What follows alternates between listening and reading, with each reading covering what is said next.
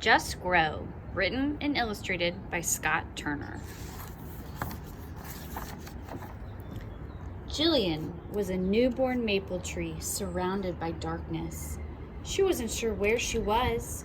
Jillian was only sure of one thing. She really wanted to grow.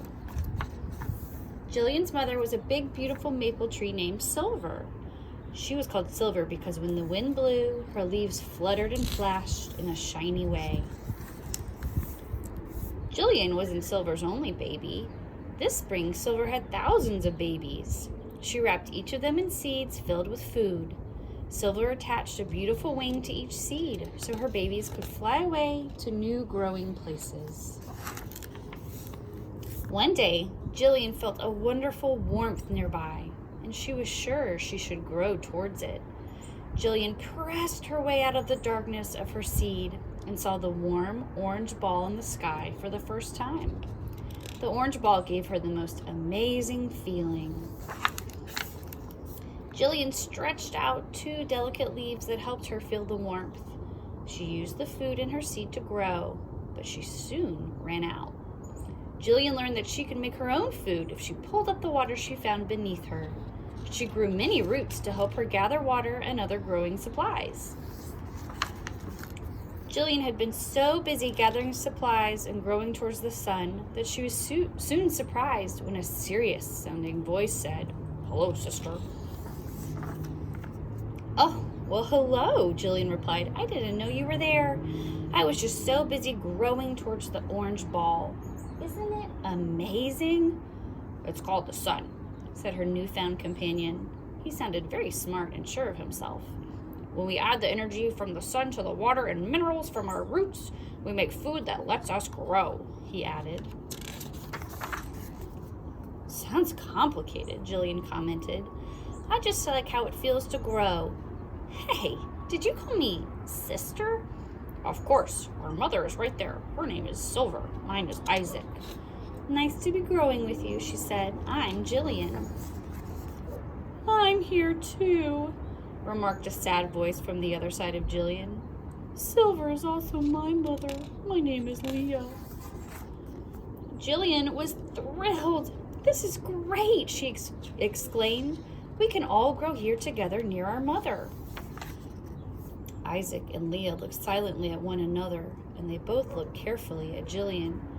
"Don't you know?" asked Leah. "Our situation couldn't be worse. Don't you know where we are?" Jillian had been so busy growing that she never noticed she wasn't even growing in the earth.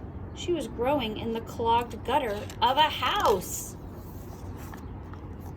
"This is most unfortunate for us," Isaac said seriously. "We can only grow here for a short while before we run out of growing supplies or get washed away. Mother grows thousands of babies each year because she knows that many will end up like us," he added. Isaac was a very smart young seedling. "But the sun is so wonderful," Jillian said. "Don't you just want to grow towards it?" "What's the use?" muttered Leah with a sad look on her face. Leah was always sad and never reached her leaves up to the sun. "We will never survive," she said. "I wish I were one of the lucky ones out there on the earth." Below them were many more of their brothers and sisters whose seed wings had carried them to what looked like better growing places on the grass-covered earth behind the house. Jillian didn't know what any of this meant. She only knew that the sun's warmth felt good and made her want to grow.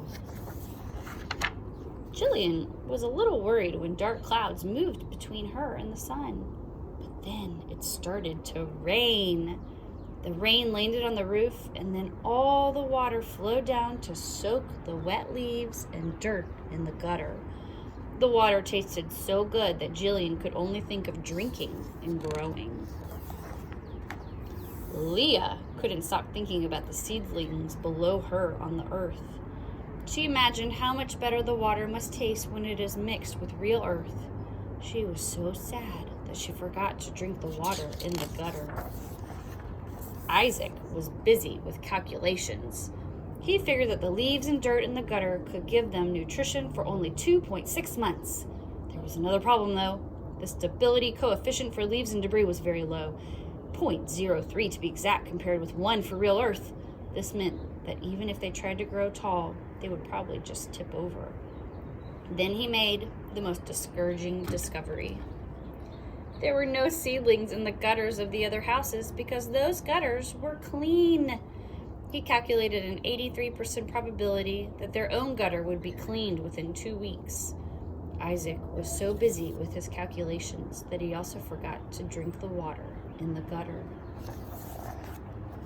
The next day, the sun returned, and Jillian felt so strong and healthy that she reached out 2 more branches and grew 2 more leaves.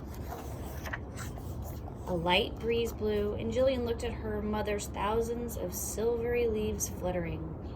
I want to be a big tree too, she thought. She looked at her own 4 leaves and watched them flutter. It might happen if I just grow, she said aloud to encourage herself. Leah was sadder than ever. She was sad for herself, and she was sad that Jillian was getting her hopes up for nothing. Leah's leaves were wilting, and her roots were drying up. Isaac was very tired, but he tried one more time to explain to Jillian the impossibility of their survival. Even if you try as hard as you can, one day you will tip over, or the man will clean the gutter, he said in a weak, raspy voice. The only place a tree can survive is in the good earth. Isaac wasn't sad like Leah. He was just certain that there was no reason for hope. His leaves were also wilting, and his roots were drying up. There were days of sunshine after the rain. All the living things, except Leah and Isaac, were growing all around her. Jillian seemed to have all she needed to grow, so she was not saddened by Leah or discouraged by Isaac.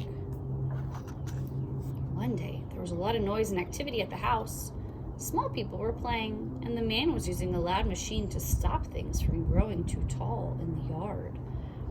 Jillian was glad she was not one of the trees that had been planted there. When the man's face appeared over the edge of the gutter and he began to scoop it clean, Leah sobbed and said, "It's finally finished."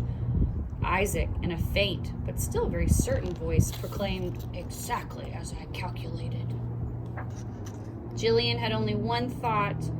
The sun felt so good at that moment, and the breeze made her feel so fluttery and beautiful that Jillian thought, I'll just grow for as long as I can.